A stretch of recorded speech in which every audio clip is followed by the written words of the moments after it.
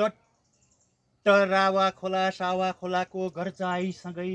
मकालो हिमालको फेदीमा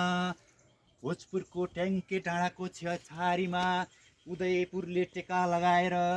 चट्ट फिजारिएर बसेको दिक्तेल बजार अनि यहाँका ऐतिहासिक किराँतकालीन मजुवागढीहरू रूपाकोटहरू अनि हामी बसेको मजुवागढी रूपाकोट दिक्तेल गाउँपालिका अनि यहाँका कालिका मन्दिरहरू अनि गुफाहरू अनि हिमालबाट आएको शुष्क हावा जसले हामीलाई यही स्वर्गको आवाज गरेको छ। यही पर्यटकीय नगरीलाई एक विश्वको अत्यन्तै मनमोहक सुन्दर कलाकृति थपेको छ अनि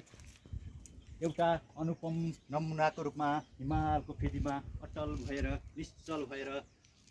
बगिरहेका छन् लिखु नदीहरू अनि दुध पोखरीहरू ओखलढुङ्गालाई चट्ट सिमानाको रूपमा काटेर अनि त यहाँ विकसित भएको छ 2022 सालदेखिको एक अहिलेको अत्याधुनिक र पुरानो गाउँले शैलीको मौलिक बजार जसले आफ्नो पुरातत्व आफ्नो इतिहास र एउटा गर्विलो संस्कार बोकेर सम्पूर्ण यहाँ आगन्तुक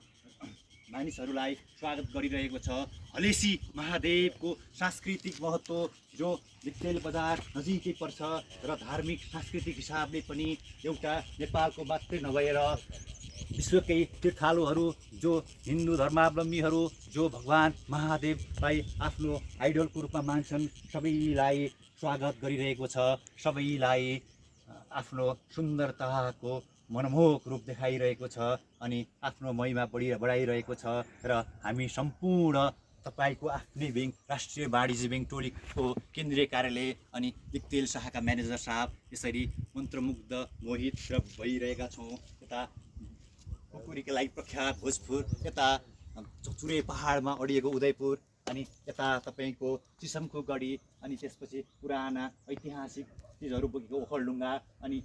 सिन्धुली अनि पताले जहाँबाट सगरमाथाको अवलोकन गर्न सकिन्छ अनि त्यसपछि यतापट्टि शङ्खसभा जहाँ मकालो हिमाल लगायत विभिन्न